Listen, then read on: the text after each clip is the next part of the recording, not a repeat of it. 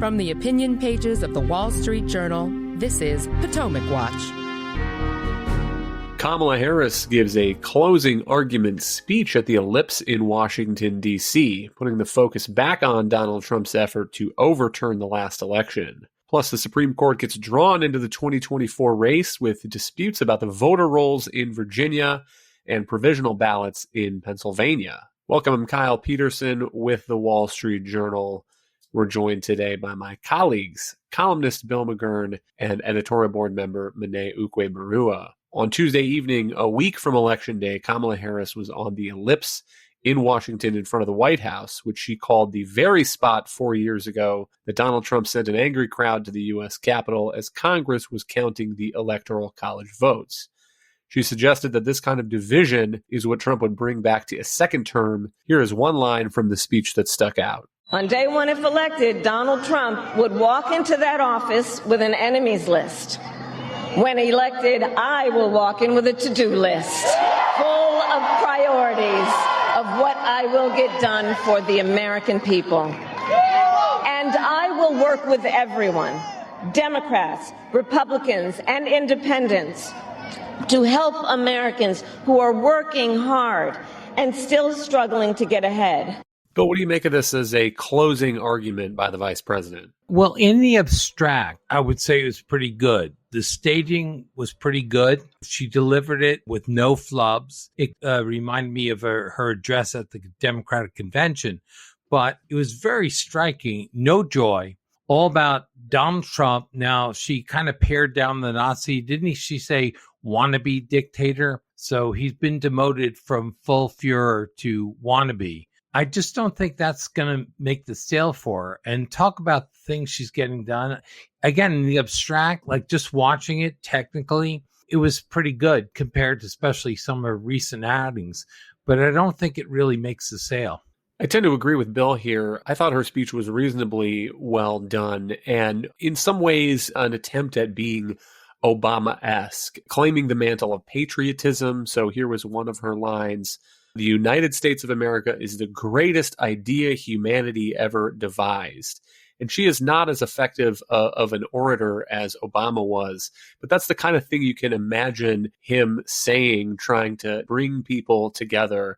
But Monet, she mentions that she would go into the White House with a to-do list. I think that is what is the sticking point for many of the voters that she's trying to draw to her side, particularly Republicans, as she's been touring around with Liz Cheney and so forth, because it's a pretty big government agenda, huge expansion of Medicare, maybe a new entitlement for childcare, something like $5 trillion in taxes raised over 10 years, potential reform of the Supreme Court. And so that is the challenge, I think, for her, is that she's trying to use that rhetoric of bringing America together with an agenda that is pretty down the line progressive. Right. I think that it's been apparent from Kamala's policy agenda throughout her short campaign that Democrats basically have focus grouped a lot of these different longstanding progressive priorities, and she has essentially pitched every single one that polls well one by one. And if you are testing them individually, they all really do sound good to a lot of voters, including the type of moderate suburbanites who she's trying to win. Most people do support childcare, and if they say that the government is going to get more involved in helping to pay for that, most people are on board. The same thing for healthcare coverage, the same for a lot of these different policies that she supports, including aid for first-time homebuyers. But when you put them all together in an address like this, I think Americans do realize that this is part of what's gotten us into this problem of inflation and increased prices. And I think that Kamala hasn't done enough to address what she would do to strengthen the economy, which is why Trump almost always polls better in terms of when you ask voters who's going to do a better job improving the economy. I thought it was interesting that you mentioned that her address reminded you of Obama in the unifying message. To me, the most striking thing was that it sounded a lot like Joe Biden in 2020, and she was essentially making the same argument against Donald Trump that Biden made then. We are done with 4 years of chaos. We're done with America looking bad in the eyes of our allies around the world, and we're done with division, and I'm going to have a return to normalcy and steadiness. And I think that it makes sense for her to try that argument because it worked in 2020. Biden was able to defeat Trump by making those arguments. But I think that they've been put to the test, and Americans have found the Biden-Harris agenda to be wanting in the past few years and have found that they didn't really make good on their commitment to unify the country, that their policy agenda that was supposed to cater to the interests of ordinary Americans has actually worsened a lot of the economic problems. And so I think it's probably not going to play nearly as well today as it did in 2020 against Trump.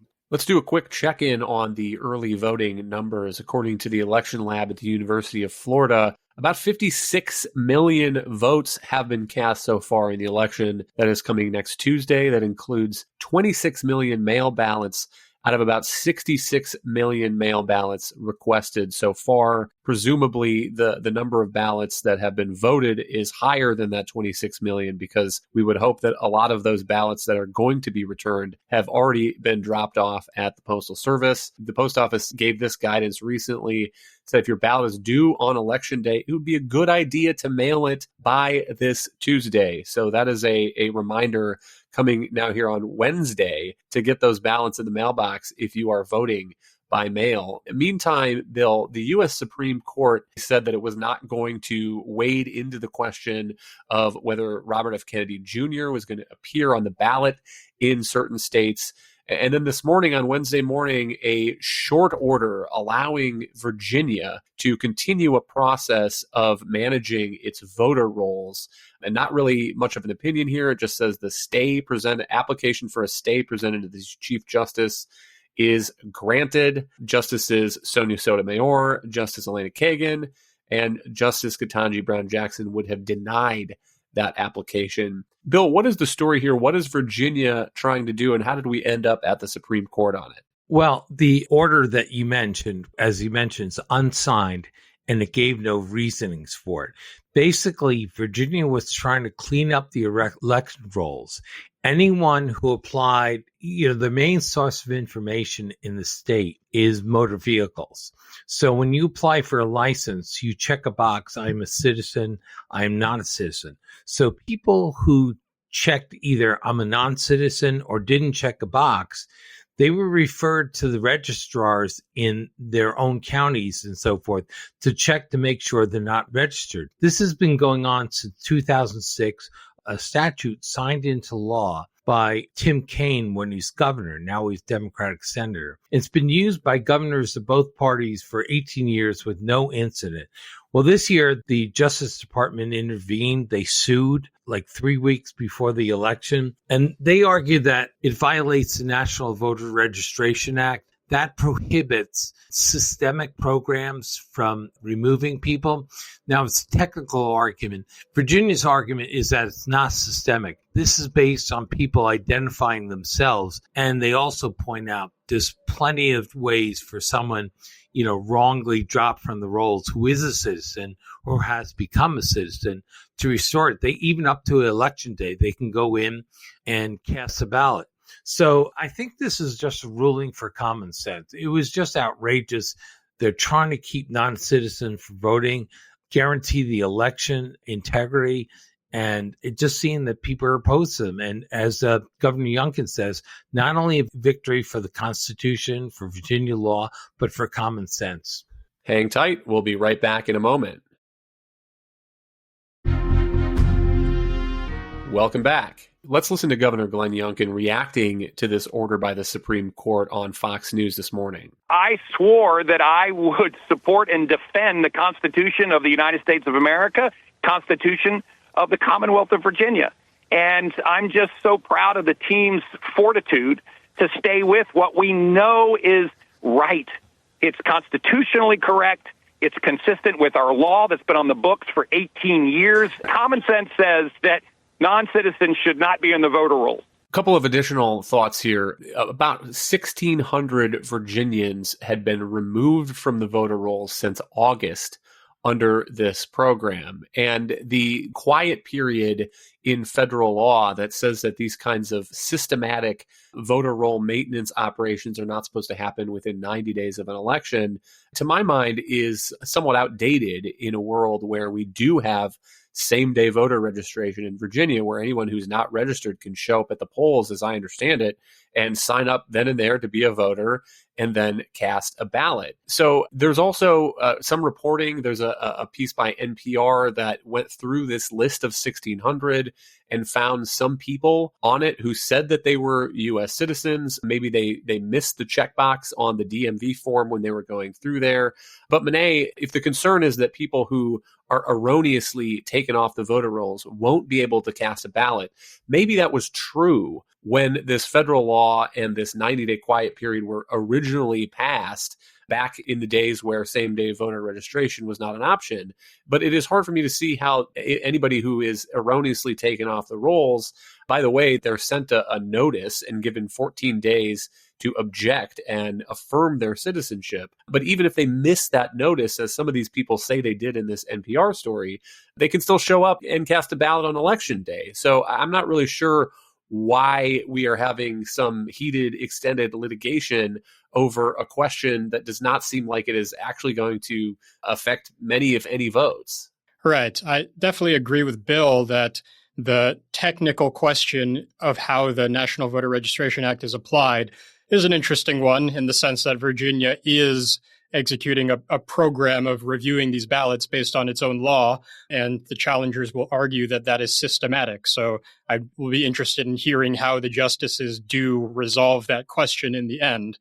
But in terms of the practical consequence, I totally agree that there's very little chance that legitimately qualified voters who are U.S. citizens are going to be prevented from voting by Virginia's program because they do have up until Election Day to be able to cast their ballots. And I just think it's extremely important that people who have attested on their own that they are not citizens or who have failed to answer that question should be scrutinized, and their registration should be questioned, of course, with a provision for them to be able to correct that error. But that's the entire purpose of the citizenship process and of states scrutinizing the voter rolls in the first place. We want to make sure that the vote is limited to people who are qualified to do so. And Virginia definitely is in the right place by having this law in the first place to make sure that they're removing non-citizens and by challenging the people who are trying to stop them from administering that law.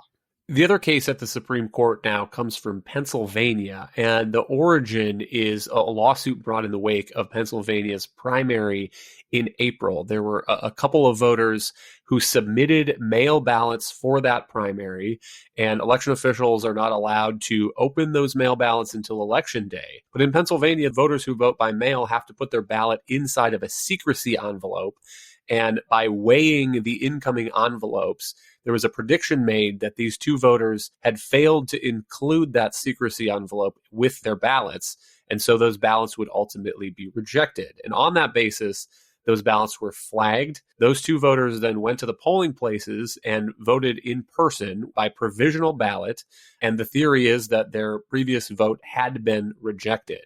So the case that made its way to the Pennsylvania Supreme Court was whether this is allowed. And to my mind, the law looks pretty clear. What the law, Pennsylvania Election Code, says is that provisional ballots are not to be counted if a voter's mail ballot has been timely received. And so to my mind, what that means is if you've submitted a mail ballot, you have already voted. What the majority of this Pennsylvania Supreme Court did, however, in a 4-3 ruling, is it said that if that ballot is rejected, or I guess in this case, predicted to be rejected, then the ballot inside the envelope is void and it can have no legal effect. And Bill, the Republican Party has now taken this to the U.S. Supreme Court, arguing for a stay of that ruling, or at the very least, for the justices to say that any of these provisional votes that are permitted have to be kept to the side, kept separate, counted separately, so that if this becomes decisive in a presidential race, in a Senate race, there's a way to solve that and unmix the pudding, as it were, after the fact. And we don't have a ruling on this yet. Justice Samuel Alito, who covers emergency appeals from this circuit, has asked for an opposition reply brief by today. So there could be some action coming soon on this. But Bill, remarkable again, 4 years after COVID-19, we're still in the case where there is litigation going on that could affect thousands or tens of thousands of votes. And if you don't solve that before Election Day, you're putting the courts in a really awful position if you do end up with a close race, whether it's the president or the Senate that's divided by a few hundred or a few thousand votes. You're putting these judges in a position after the fact to decide whether to count a certain set of ballots or not that might make a difference to the outcome. Yeah, a couple of points. The Supreme Court is reluctant to intervene in these state cases about ballots. But that said, I think your worry that they will ultimately have to rule after an election and possibly change the outcome by changing the winner, discounting votes or adding other votes. That's a lot worse than intervening before to make sure that doesn't happen. I think another larger point is I remember 2000, the hanging chads in Florida and the cockamamie system they had for voting. And it was a mess and it caused a lot of bitterness. There was a cloud of illegitimacy over President Bush's election. And now, 24 years later, they have a model system. And meanwhile, Pennsylvania is having, as you suggest, some of the same problems we saw 4 years ago. And they had problems in primaries. I think Florida proves it's possible to collect all the ballots. It's a populous state, remember. So a lot of people, they can get them counted that night on election night. And there's no excuse for other states not to be able to do it. One reason we have states, supposedly, is to find the best practices. But some states seem to insist on worse practices. And that just invites public skepticism.